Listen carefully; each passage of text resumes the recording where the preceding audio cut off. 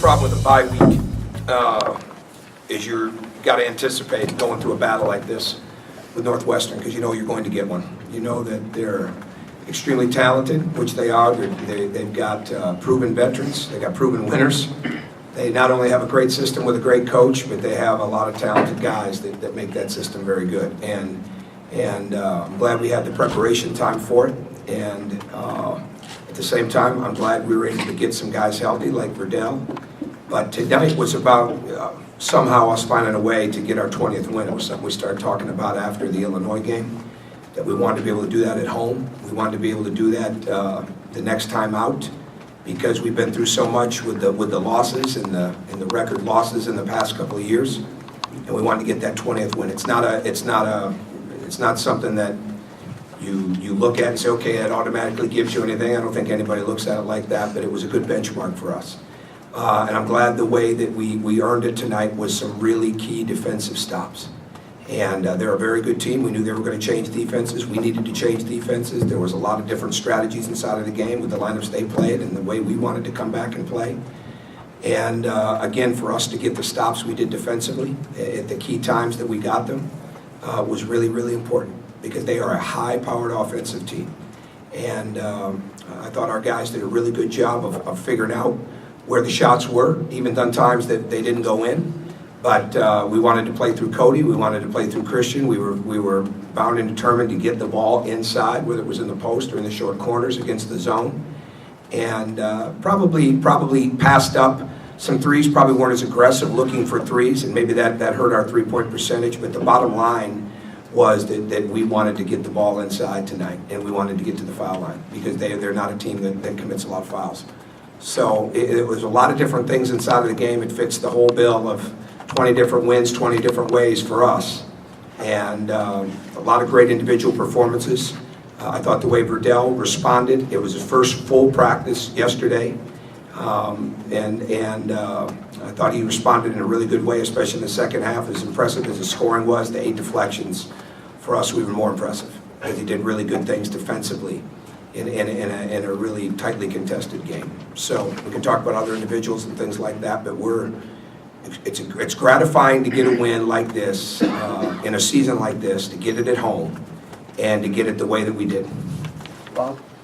Tom, you've already touched on this, but what is the significance of 20 for you and for this program? Well, I think it's more internal. And there's a lot of teams that are going to get 20 wins, and it doesn't guarantee you anything. We know that, but I think the fact that we've had to live through the 20-plus losses the last couple of years, and you know, we owned them. I mean, we owned them. There's no doubt about that, and it was brought up many times. And we've read about it, we've heard about it, we've heard about it from recruits that heard about it from other recruiters. I mean, it's just the way that it was. And to get that 20th win for this team, for this group of seniors, but for everybody in the program, it's a good benchmark for us. It's not an exclamation point by any stretch of the imagination, but it is a benchmark, and we're proud of it. And now we just keep moving forward into the next one. Tom, started defensively. I think Cherna scores his 26th point with 11:40 to go. He scores 3 more points, and that was that acrobatic end one on Zeller's fourth.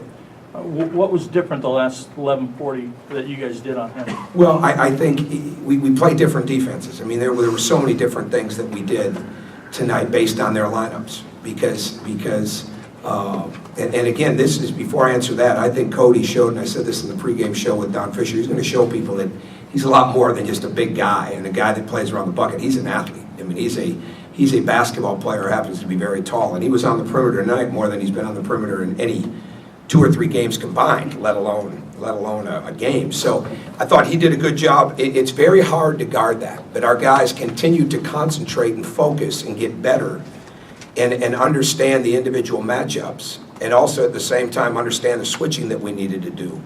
And I think it was effective. I think that the biggest key for us, Sherna's outstanding, Drew Crawford's outstanding, Dave Sobolewski's been very, very good when they win. And if you allow 3 guys on their team that are averaging the points that they average, that are taking the threes that they take and making the threes that they make, if you allowed all 3 to beat you, then you're probably going to lose the game. But I think the job we did on Sobolewski was equally as important as the job we did at the end of the game on John Cherna.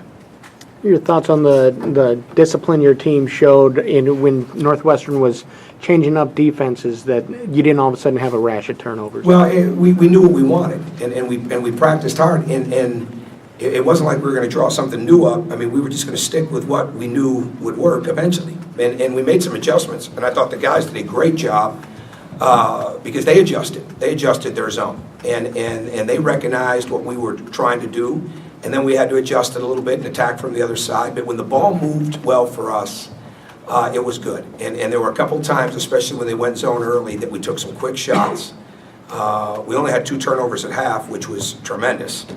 But we wanted to attack out of the corners. We didn't want to shoot out of the corners. And when we figured that out and we started doing a better job of that, it allowed that to happen. Our offense picked up.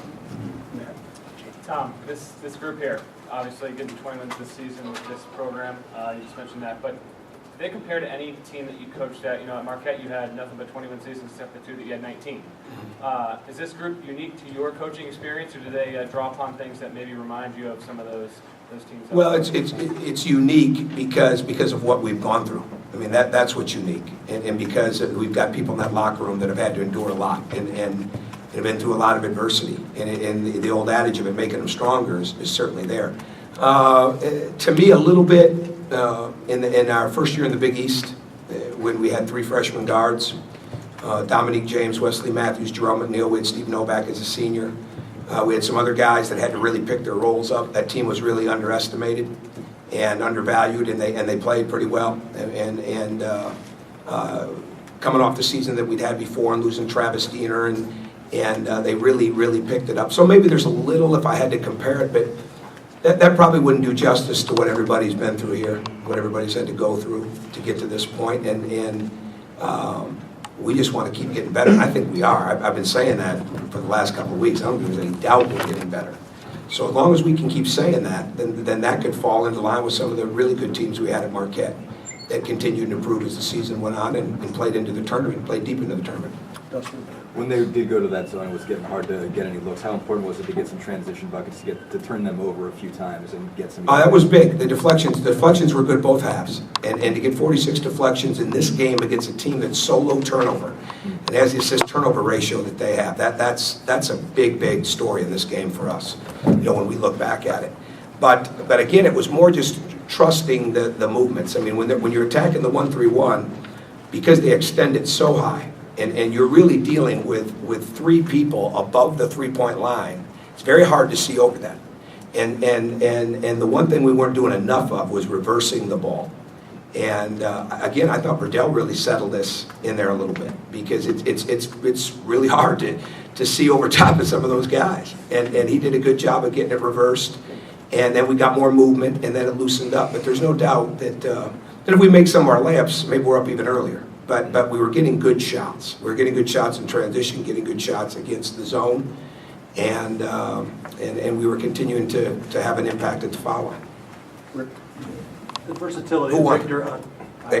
the versatility of Victor offensively and defensively. Have you ever had a player that he can guard point guards, he can guard big guys, and then offensively he can play on the wing? No, not like that. No, he back at Marquette, Dwayne was such a great help defender, and he could guard a lot of different people, but we wanted him off the key guys as much as possible so he could use his wingspan. Jerome McNeil had that fight and that grit. It comes down to toughness. Will Shee's the same way, and Christian is developing that. Christian is really guarding a lot of different people, and when we made mistakes tonight, going under screens, giving them the middle, not switching when we're supposed to switch it, and there were a lot of different things going on in this game, which is really hard to focus on in the heat of battle, but they did a really good job of that. And when you've got guys like Victor, Will, Christian that can switch so many different things, that can guard so many different people, then you get a guy like Verdell that comes back in after the injury and really plays a high-level defensive game. That's a big statement for us. But there's a lot of room for improvement, with us as well, positioning-wise, technique-wise.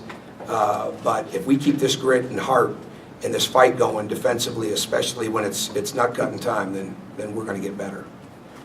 Coach, you got key contributions on the 4 guys off the bench, and your bench outscored them 22-1. Your thoughts? That was a big deal. I mean, there's no question about it. We've got guys that we view as starters that are coming off the bench. And I thought our bench, this is the 3rd game in a row that our bench, well, really, maybe even Michigan. I think we had some bench points against Michigan because we sub so much. But this is the 3rd game in a row in these 3 games where our bench has really been a big part of the game. And I got to give credit, maybe they already did, but I got to give credit to our scout team, our look team, too. Because, and this is, I had Austin Etherington up near the front. And it's a hard game when you're a freshman. I mean, it's a hard game. This is a veteran team you're dealing with and all those cuts. And it's hard to pick up, for guys like Austin or Remy, of how you're going to have to defend this. But Austin did such a good job of playing John Scherna this week that it made our guys better. I mean, he embarrassed them a couple times in practice. And that's what you want. Now, again, there's a guy that didn't get in the game, but that's what we're trying to get to. We're trying to get a very deep team. A team that can play through foul trouble, can withstand those type of things, and when somebody's not playing at the level they need to play at, you can go to the bench and not have a great drop-off. When we're outscoring other teams like that, it's a help. And they're not a big bench team, but if we can keep that up, that's going to really help us moving down the stretch here. Jeff? Verdell was talking about hearing about his turnovers and things like that, and he mentioned that he's even heard the boos at times. I don't get into any of that. What are your thoughts He doesn't hear any of that in the locker room, I'll tell you that. So Right. he doesn't hear any of that from me. He gets coached, and he gets supported by his teammates. So. What are your thoughts about the way he came back and played, especially those last 4 minutes? I'm just, for a guy that has not practiced much, and has not been able to go up and down until yesterday, I thought it was really good. See, I didn't take him out of the game because he missed a 3. I took him out of the game in the first half because we needed somebody in there. We're going to have to stretch. We wanted to stretch them out a little bit more because they were really sagging off that side. And I didn't have a problem with the missed 3. We just wanted to get somebody else in the game that could stretch the defense more. I thought the way that he played in the second half, again, it's what you want. It's what you want every player to understand, that if you really are locked in defensively and you're active, and it's going to carry into your offense because it's going to build confidence. And he was a big part of us getting some runouts and some transition baskets and making some passes. And he was really in a good groove inside of the game. So he was excellent against the zone. He was excellent in the half-court defense. He makes a big shot at the end. But to me, again, to come off the injury and have 8 deflections, that's going to the top of my list. Ryan? Is this the best you've seen him as far as his defense turning in offense, especially in that second half? I'd have to think that through. No, he's been improving defensively. Outside of the first half of Michigan, he really had 3 really good games, and you want to build on it. Let's just say that. I mean, I don't know I don't have a great answer for that. I do think he's improved, like I said, his intent defensively, his will defensively, but we want to build on this because, especially when you're going on the road to a team that you allowed to shoot 80%, even though you win the game, you allowed the team to shoot 80%. We've got to have a great defensive mindset on Sunday in Iowa, or 80% the second half, right? Yep. Yeah, we want to have a great defensive mindset. So, yeah, you want him to build on that. Last question, Ken and Dustin. You change the lineup. You brought Verdell off the bench. Do you think that helps his mindset, and Victor too, for the 2 of them? I don't think much about that. I think I'm beating myself up on so many things to get ready for games and the what-if scenarios and what are we going to do when they do this, especially in a game like this with the lineups they play, that I think you can spend too much time thinking about that. I mean, it's if you're good enough, you're going to play. And if you're locked in defensively and you move the ball, you're going to play.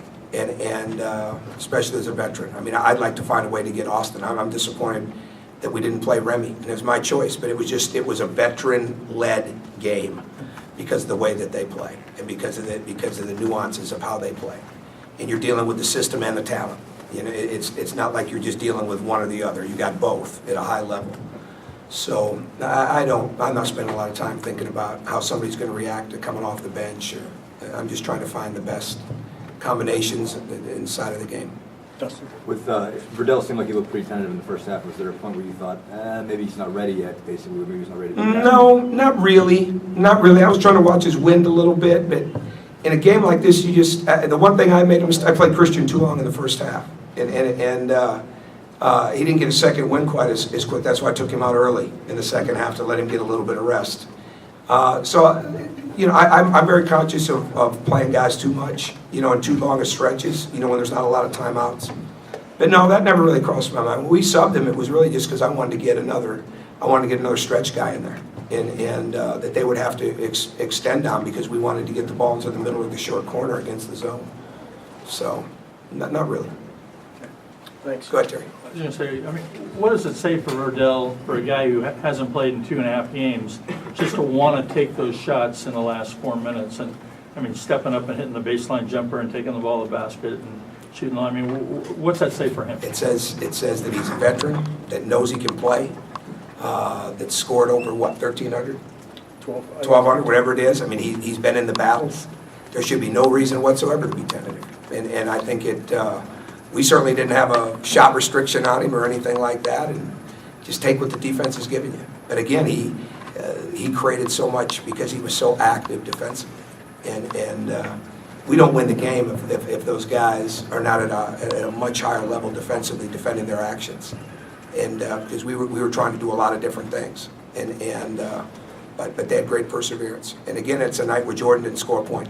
So, I mean, it has to happen, you know, from different guys on offense, but they really wanted to play defense at a high level, and I thought they took the game plan they got more deflections than I thought they'd get against them. And Verdell's 8 was a big part of that. All right, thank you. Thanks.